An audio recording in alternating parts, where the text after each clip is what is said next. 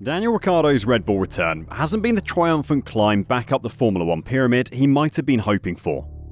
His appearances at press events have been amusing, his alternative race commentary was ruined by comedian Will Arnet, and despite Sergio Perez having terrible qualifying form, he's no closer to driving an RB19 competitively. By the time you're watching this video though, he will have had his first chance to be behind the wheel of this year's fastest car at the Pirelli tyre test at Silverstone.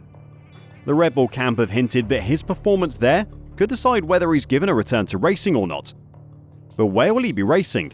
And who will he be replacing? The answer to those questions took shape in Silverstone, so don't go anywhere as we get you updated on the lovable Aussie's future. Daniel Ricciardo might be the most sought-after driver not currently on the grid by fans. I say might because I've seen the comments on our videos about Mick Schumacher, and plenty of people are excited to see him get another chance as well. Daniel has a lot more to offer than Mick though, or at least a lot more that we know of. The Australian driver rose to fame for his daring late-breaking moves and charismatic personality in front of the camera. His bold and brash on-camera personality hasn't been replaced by Formula 1 since he lost his driver's seat, and that is a huge detriment to the sport in my opinion. Daniel's return to Red Bull may have started any number of rumours about him replacing Perez, or being used as a threat to Checo to make sure he follows orders when required.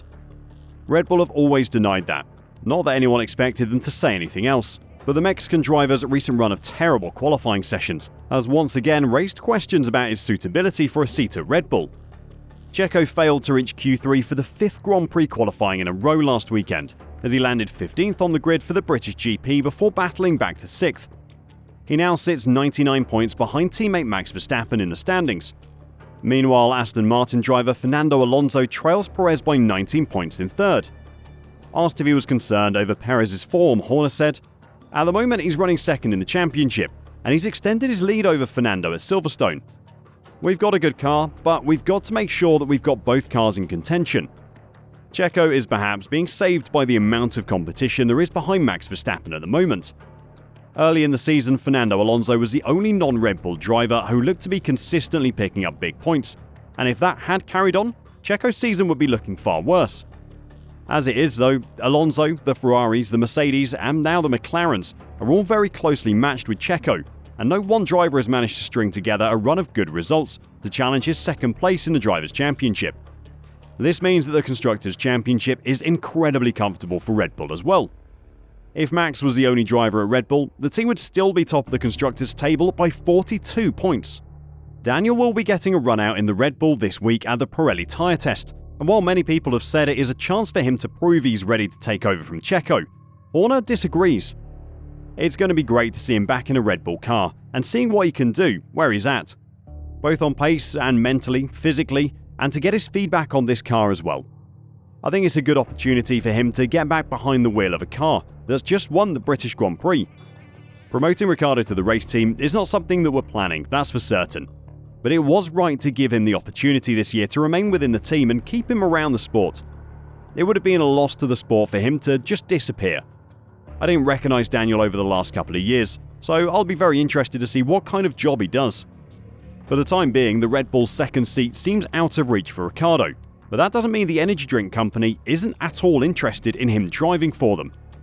AlphaTauri are bottom of the Formula 1 standings after their worst start to a season, while new driver Nyck de Vries is one of only 2 competitors to be pointless this season.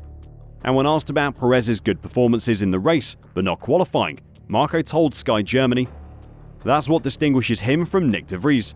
There's no need for action at the moment. There's no one who could replace him." The conversation then turned to de Vries, with a tyre test upcoming where Ricciardo will get a run out in the Red Bull. "Tuesday is the tyre test and then we'll see," Marco said when asked about the Dutchman's future.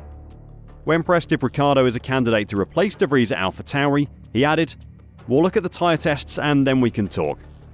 Nyck de Vries' poor performances have shocked a lot of people. Many teams held conversations with de Vries about a 2023 seat, but the Dutchman went on to sign for AlphaTauri. Rumours are already circling that Nyck de Vries' time with AlphaTauri is winding down, with Liam Lawson and Daniel Ricciardo both options for a mid-season switch.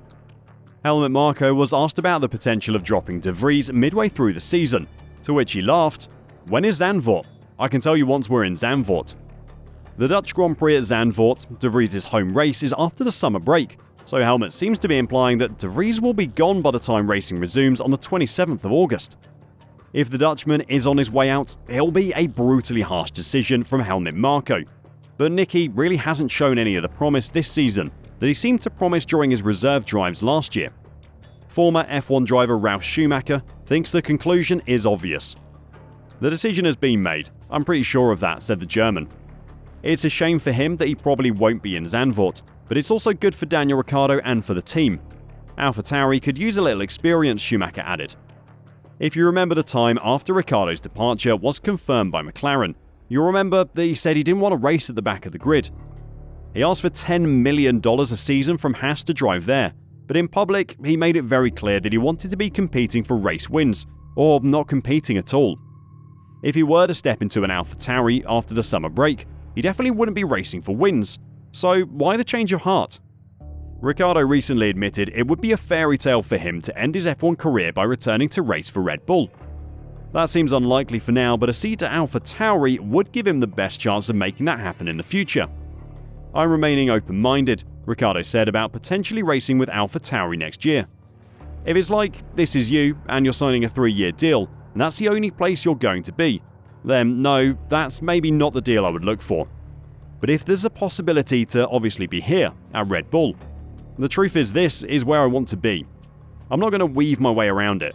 If that creates a path to get back here, then yeah, it's something I would look at, because ultimately, this is the place where I want to get back to." Asked how long he's willing to wait on the F1 sidelines, Ricciardo, who claims 7 of his 8 F1 victories with Red Bull between 2014 and 2018, replied, "I'd love to get back on the grid next year.